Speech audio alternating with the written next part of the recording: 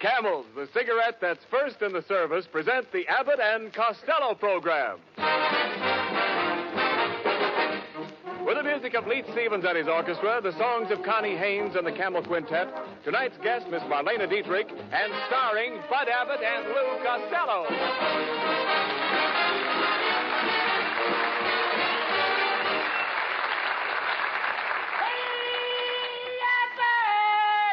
Oh, Costello. Oh, Abbott, will you stop that noise? What are you doing here in the studio dressed in your bathing suit? Well, I spent all day trying to get my car out of the swimming pool. What was it doing there? Don't you read the papers, Abbott? The government says you have to pool your car. No, you dummy. They mean share the ride. You have to pick up people. Oh, I did that yesterday. I picked up Helen, Mary, Rosie, and Josie. But your car holds more than that. Yeah, but now they only allow you 4 gallons a week. They only allow you now because you can't get it.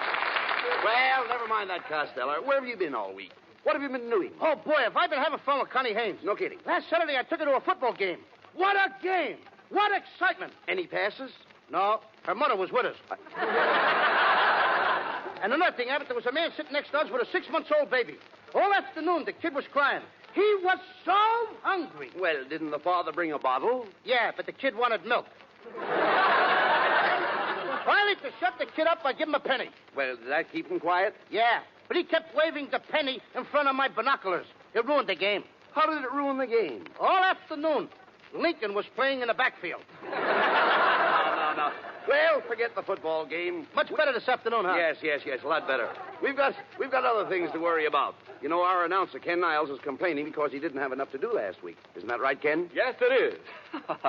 After all, I could give the program a lift. I'm a shot in the arm. You said it. You're a dope. Now, don't be silly, Costello. Niles is very popular. Why, sure. Right after the broadcast last week, a lot of women chased me up Hollywood Boulevard, and one of them caught me and threw her arms around my neck. I saw that. You did? Yeah. Why did you snatch her pocketbook? Now, cut it out, Costello. Now, I talked to Ken's wife, and she says he should have more lines. She says he's got talent. She says he's terrific. She says he's colossal. She says this, she says that. I don't care what his wife says. Well, I do. My wife is a wonderful person. She's as necessary to me as an umbrella in a rainstorm. I'll take the umbrella. It's easier to shut up. No. Now, why don't you be reasonable, Costello? Mrs. Niles is a very sweet girl. Yes, she is. You know, she's a great deal like Sonia Henny. You mean you have to keep her on ice? Now, please. Are you folks hearing us? Now, wait a minute, just a minute. Now, that isn't fair, Costello. Now, let's get together here. Give Ken a chance to show what he can do. Okay. Well, yeah. Thanks, Bud. I'd like to read a little tidbit that I just happened to bring along. Oh, this is going to murder you. One night as I sat rocking on my chamber floor, came a knocking, gentle knocking on my chamber door. Quoth the raven, nevermore. Quoth the raven, nevermore. There, how'd you like that? Don't look now, but the raven just laid an egg. Hello, everybody, and hello, my fat little sugar man. Oh, this voice of this kid is temporaneous. Shh, quiet. Hello, Connie. Mr. Costello, honey, I'd like you and Mr. Abbott to meet someone. This is my Aunt Ruby. Hello. Nice to meet you. Hi, Aunt Ruby. How do you like California? Connie doesn't have enough to do. Wait a minute. After all, I listened to the program last week, and there should be more music. Connie ought to sing 45 songs. There's nothing but talk on the program. And who wants to hear a lot of talk? Hold your hat. Here comes another raid. After all, Mr. Costello, I taught Connie to sing. Why, even I sang in New York, Philadelphia, Cincinnati, Cleveland, Chicago. What about St. Louis? They beat the Yanks. Ha-ha. I really struck you out that time. You struck me out, huh? Mm-hmm. And you're just the old bat that can do it. Now, here. Wait a minute. Now, just a second, Costello. You can't talk like that to Connie's Aunt Ruby. Maybe she's right. Maybe this program needs more singing. Exactly. Everyone loves singing. Something like this. All through the night, there's a little brown bird singing. Oh, well, of course. You know I just had my tonsils taken out. Have them put back in.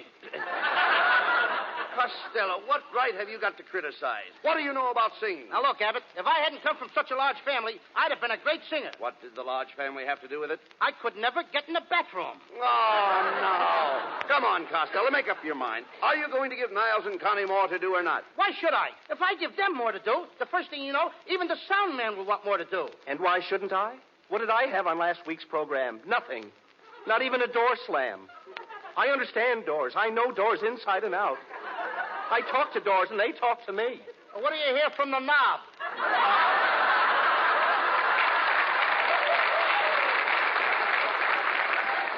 Ah, well may you laugh. Little do you know how important every little sound is to me. Even the sound of a moth chewing on an overcoat. Like this. What's that funny sound? That's the moth spitting out the buttons. Don't you think sounds are fascinating? Here is a sample of my day. When work is through, I walk home at night in the rain. I open the door. I go in and shut the door. Then I walk upstairs in the rain. It's raining in the house? Yes, we're waiting for a government ceiling.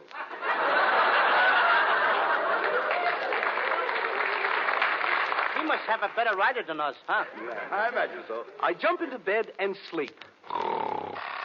It's morning. What a night! I've got to catch the train. I kiss my wife before I go to the office. My wife kisses me. I kiss her, and she kisses me. Wait a minute. What about the office? With a wife like that, why should he go to the office?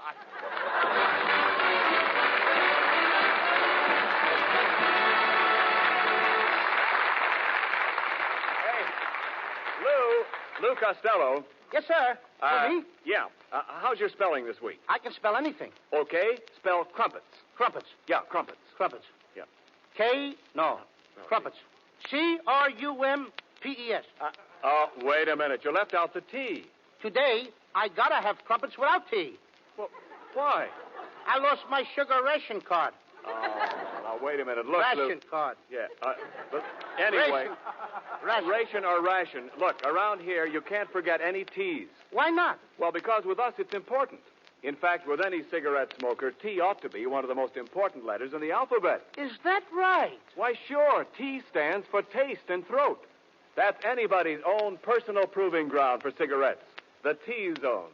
Now, of course, most people have tried Camels. But have you tried them lately, since you've been smoking more? Give Camels the T-zone test now. Ask your taste about Camel's flavor. You'll find it wears well, doesn't go flat. Ask your throat about Camel's mildness. It's the best judge you can find. Thousands of smokers who are making their own T-zone test advise Camels suit them to a T. Just remember that you're the one who's doing your smoking. For steady pleasure, try Camels. You'll find they're slow-burning, cooler smoking, richer tasting, milder, better. Because Camels are expertly and matchlessly blended of costlier tobaccos. So take a tip from your T-zone. Your throat and your taste will tell you. C-A-M-E-L-S. Camels. Get a pack tonight. You'll want to buy a carton tomorrow.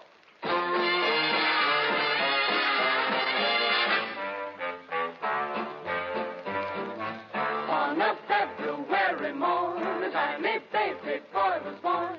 Abraham. When he grew up, this tiny babe, folks all called him Honest Abe. Abraham. In 1860, he became 16th president. Now he's in the Hall of Fame, a most respected gent. That is why we celebrate this 1st of February day. Abraham, Abraham, Abraham.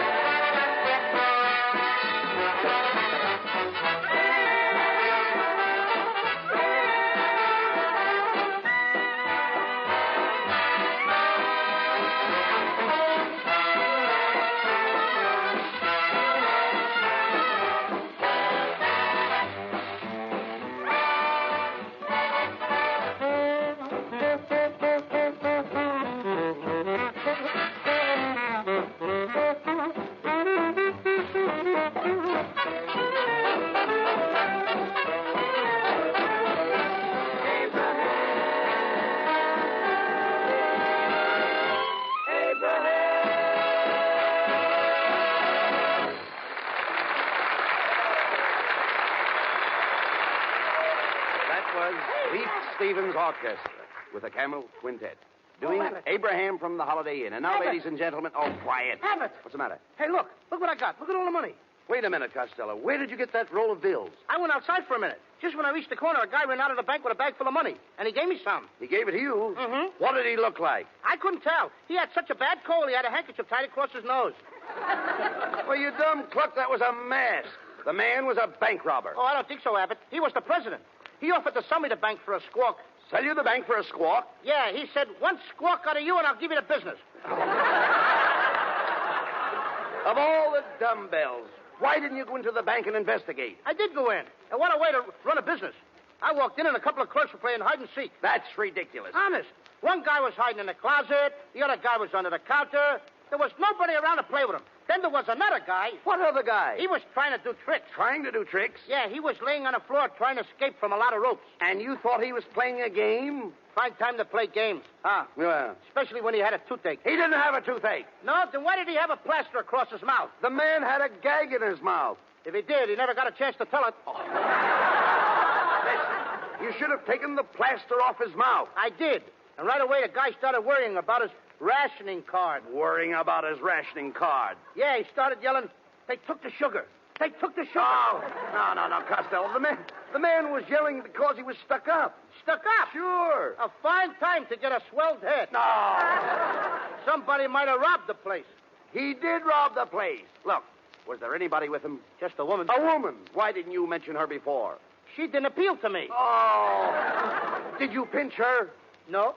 Then you should have held her. If I'd have held her, I'd have pinched her. You idiot. A little bit. Do you realize that by keeping the money and letting the crooks get away, you've made yourself an accomplice? Ken Niles, turn on the radio. Maybe we'll get a police report. Hurry up. Okay, Bud. Okay. Hey, you hear that, Abbott? What's that? There's a message. Well, what does it say?